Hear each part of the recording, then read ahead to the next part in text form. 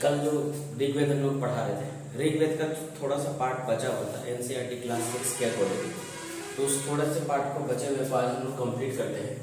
ऋग्वेद में बहुत सारे जो मंत्र हैं या सूक्त लिखे गए हैं वो मवेशियों, घोड़ों और बच्चों के प्रार्थनाओं की प्राप्ति के लिए। बच्चों का मतलब वहां पर पुत्र से संबंध है।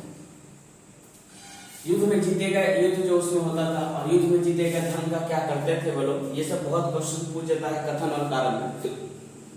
कुछ भाग सरदार रख लेते थे, कुछ हिस्सा पुरोहित को दे देते थे, कुछ धन आम लोगों में बांट दिया जाता था और यज्ञ में आहुति घी, अनाज तथा जानवरों की भी दी जाती थी। युद्ध के लिए कोई स्थायी सेना नहीं थी, ये सबसे इंपॉर्टेंट चीज है। ऋग्वैदिक काल में युद्ध के लिए कोई स्थायी सेना नहीं थी। ये क्वेश्चन पूछ लिया गया है 5 जनवरी 2022, क्वेश्चन नंबर 36 कि क्या ऋग्वेद में युद्ध के लिए कोई स्थायी सेना थी? तो कोई स्थायी सेना नहीं थी।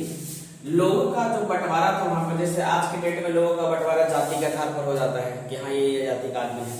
पहले लोगों का बंटवारा काम के आधार पर था, ब्राह्मण, क्षत्रिय, वैश्य, शूद्र, कुछ शब्द है एक और है जो इसको कहा जाता है दस्यु। दस्यु कौन होते थे? तो जो आर्यों के विरोधी थे उसको आर्य लोग दस्यु कहा करते थे। ये भी पूछ दिया गया है 5 जनवरी 2022, क्वेश्चन नंबर 36 में। नेक्स्ट एक और स्टार्ट होता है महापाषाणी काल। ये 3000 वर्ष पूर्व की घटना है। 3000 वर्ष पूर्व की घटना कि शवों को चिन्हित करने के लिए एक बड़ा पत्थर रख दिया जाता था, उसी को कहा जाता था महापाषाण। महा माने बड़ा, पाषाण माने पत्थर। तो शवों को चिन्हित करने के लिए महापाषाण स्थल भी है, बरहमगिरी है और हुल्लूर भी है, ये इनाम गांव है। तो 3000 वर्ष पूर्व है, बड़ा पत्थर शवों को चिन्हित करने के लिए इस्तेमाल किया जाता था।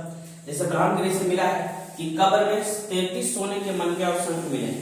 ये यह बताते हैं, ये उस समय के लोगों की सामाजिक स्थिति को दर्शाते हैं कि लोग उस समय कोई अमीर थे और कोई गरीब थे। तो जो अमीर है उनको सोने के मनके के साथ दफनाया जा रहा है और जो गरीब है उनको सामान्य धातुओं के बर्तनों के साथ दफनाया जाता है। ये उनकी स्थिति को भी बता देते हैं। उसके बाद एक इनाम गांव है। इनाम गांव 3600 से लेकर 27 वर्ष पूर्व लोग वहां पर रहा करते थे, ऐसा माना जाता है, क्योंकि यहाँ एक व्यस्त, यहाँ लोगों को जो है गड्ढे में सीधा दफनाकर लिटाकर दफनाया जाता था और उनका सिर उत्तर की ओर होता था। ये बहुत इंपॉर्टेंट चीज है और ये क्वेश्चन पूछा गया है 10 जनवरी 2022, क्वेश्चन नंबर 32 में, यानी कि 2022 में एग्जाम हुआ है, उसमें पूछा है ऑनलाइन वाले में। अब यहाँ पे एक और चीज है कि पहले के समय या कंकाल को देख करके ये कैसे लोग अनुमान लगा सकते हैं कि वह कंकाल किसी स्त्री का है या पुरुष का है। ये भी क्वेश्चन 2022 में आया है। तो इसका अनुमान हम लोग लगा सकते हैं स्त्रियों के हिब की कंकाल को देख करके। स्त्रियों के हिब की कंकाल को देख करके, अगर हिब की कंकाल यानी कि कमर का जो कंकाल है वो चौड़ा है तो वह स्त्री का होगा और चौड़ा नहीं है तो वह पुरुष का होगा। चौड़ा इसलिए क्योंकि महिलाएं शिशु को जन्म देते वक्त उनकी वहां की जो अस्थियां हैं वो फैल जाती हैं, इसलिए उस फैले हुए अस्थि से हम लोग महिला का पहचान कर सकते हैं। ये भी क्वेश्चन है, सीटेट में पूछ दिया गया है।